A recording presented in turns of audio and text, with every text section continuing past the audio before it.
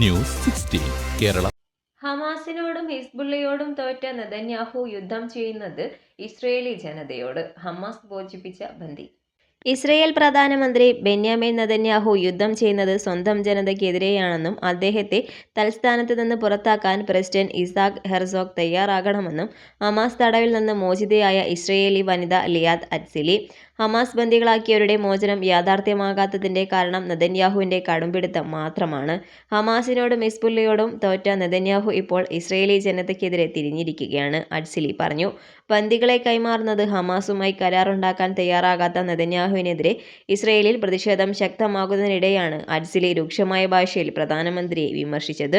ബന്ദികളുടെ കാര്യത്തിൽ നെതന്യാഹു സ്വന്തം പദവിയോട് ചതി ചെയ്യുകയാണെന്ന കാര്യം ഇസാക് ഹെർസോഗ് രാജ്യത്തോട് തുറന്നു പറയണം.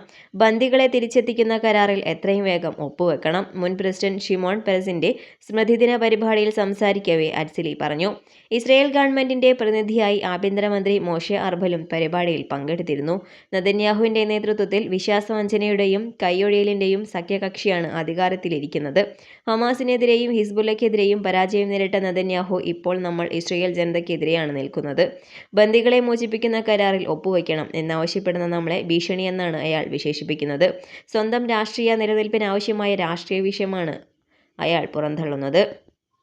ഗസയിൽ അവശേഷിക്കുന്ന 101 ബന്ദികളെ തിരിച്ചെത്തിക്കാൻ ആവശ്യമായ ഒരേയൊരു കാര്യം കരാറുണ്ടാക്കുക എന്നതാണ്. കളവിന്റെയും വഞ്ചനയുടെയും അച്ചുതണ്ടിന്റെ പേരിൽ നെതന്യാഹു അതിൽ നിന്ന് ഒഴിഞ്ഞു മാറുകയാണ്. നമ്മൾ ഇപ്പോൾ ഒരു രാജ്യമില്ലാത്ത ജനതയും നേതാവില്ലാത്ത പൗരന്മാരുമാണ്. രാജ്യത്തെ മുഴുവനായും അകത്തു നിന്നുള്ള അട്ടിമറിക്കാർ തട്ടിയെടുത്തിരിക്കുന്നു. ഇന്ന് നമുക്കൊരു കാര്യം വ്യക്തമാണ്. രാജ്യത്തെ കൈയൊഴിഞ്ഞയാൾ രാജിവെച്ചു പോകണം. ബന്ദികളെല്ലാവരും തിരിച്ചെത്തുകയും വേണം, അറ്റ്സിലി പറഞ്ഞു. കഴിഞ്ഞ വർഷം ഒക്ടോബർ 7 ആക്രമണത്തിൽ ഹമാസ് ബന്ദികളാക്കിയ 6 പേരുടെ മൃതദേഹം ദിവസങ്ങൾക്ക് മുമ്പ് ഗസയിൽ വെച്ച് ഇസ്രയേൽ സൈന്യം കണ്ടെടുത്തിരുന്നു. ഇത് ഇസ്രയേലിൽ വൻ പ്രതിഷേധങ്ങൾക്ക് കാരണമായി. ബന്ദികളെ ഹമാസ് കൊന്നുകളഞ്ഞു എന്നായിരുന്നു ഇസ്രയേൽ സൈന്യം ആരോപിച്ചത്. എന്നാൽ ഇസ്രയേൽ സൈന്യമാണ് ബന്ദികളെ കൊന്നതെന്നും ലോകത്തെ തെറ്റിദ്ധരിപ്പിക്കാനുള്ള നീക്കമാണിതെന്നും ഹമാസും ആരോപിച്ചു. കൂടുതൽ ബന്ദികൾക്ക് ജീവൻ നഷ്ടമാകാതിരിക്കാൻ ഹമാസുമായി കരാറുണ്ടാക്കണം എന്നാണ് അമേരിക്കയടക്കം ഇസ്രയേലിനോട് ആവശ്യപ്പെടുന്നത്. എന്നാൽ ബെന്യാമിൻ നെതന്യാഹു ഇതിനെതിരെ ശക്തമായ നിലപാടാണ് എടുക്കുന്നത്. News desk. പക്ഷമില്ല, വിവേചനമില്ല. നേരിനൊപ്പം, നാടിനൊപ്പം, നാട്ടുകാർക്കൊപ്പം.